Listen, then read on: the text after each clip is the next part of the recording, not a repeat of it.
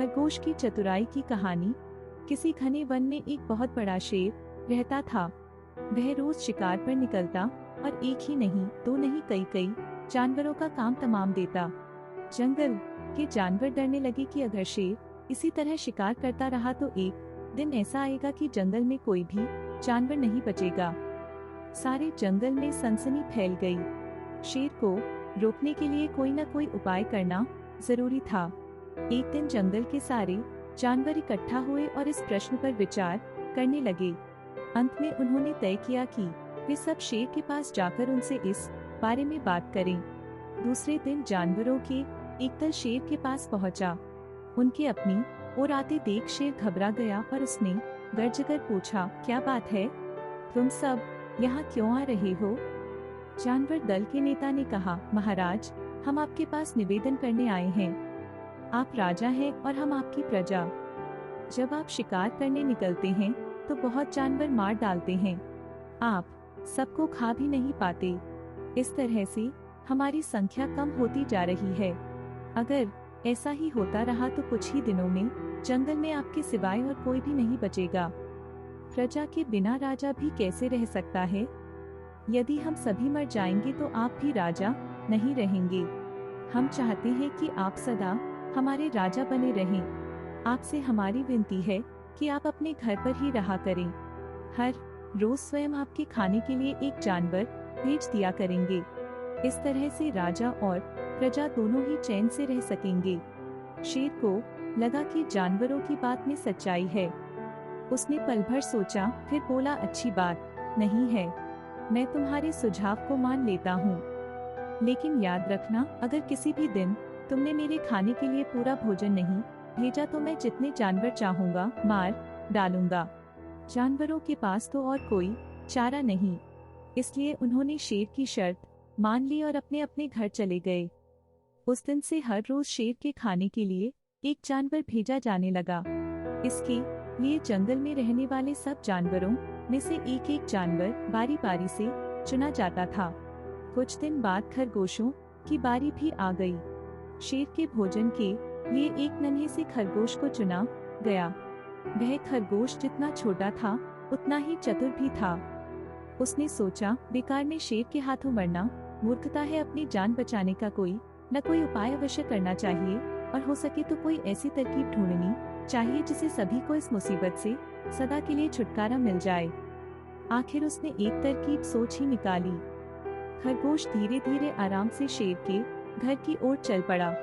जब वह शेर के पास पहुंचा तो बहुत देर हो चुकी थी। भूख के मारे शेर का बुरा हाल हो रहा था। जब उसने सिर्फ एक छोटे से खरगोश को अपनी ओर आते देखा तो गुस्से से बौखला उठा और गर्ज कर बोला, किसने तुम्हें भेजा है? एक तो पिद्दी जैसे हो, दूसरे इतनी देर से आ रहे हो। जिन बेवकूफों ने तुम्हें भेजा है मैं उन सबको ठीक करूंगा। एक एक का काम तमाम न किया तो मेरा नाम भी शेर नहीं। नन्हे खरगोश ने आदर से जमीन तक झुककर, महाराज, अगर आप कृपा करके मेरी बात सुन ले तो मुझे या और जानवरों को दोष नहीं देंगे। वे तो जानते थे कि एक छोटा सा खरगोश आपके भोजन के लिए पूरा नहीं पड़ेगा, इसलिए उन्होंने 6 खरगोश भेजे थे। लेकिन रास्ते में हमें एक और शेर मिल गया। उसने 5 खरगोशों को मारकर खा लिया। यह सुनते ही शेर दहाड़कर बोला, क्या कहा? दूसरा शेर कौन है वह? तुमने उसे कहाँ देखा? महाराज, वह तो बहुत ही बड़ा शेर है, खरगोश ने कहा। वह जमीन के अंदर बनी एक बड़ी गुफा में से निकला था। वह तो मुझे ही मारने जा रहा था। पर मैंने उससे कहा, सरकार, आपको पता नहीं कि आपने क्या अंधेर कर दिया है। हम सब अपने महाराज के भोजन के लिए जा रहे थे, लेकिन आपने उनका सारा खाना खा लिया है। हमारे महाराज ऐसी बातें सहन नहीं करेंगे। वे जरूर ही यहाँ आकर आपको मार डालेंगे। इस पर उसने पूछा, कौन है तुम्हारा राजा?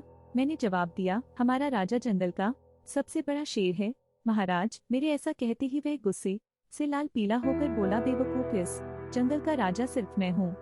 यहाँ सब जानवर मेरी प्रजा हैं।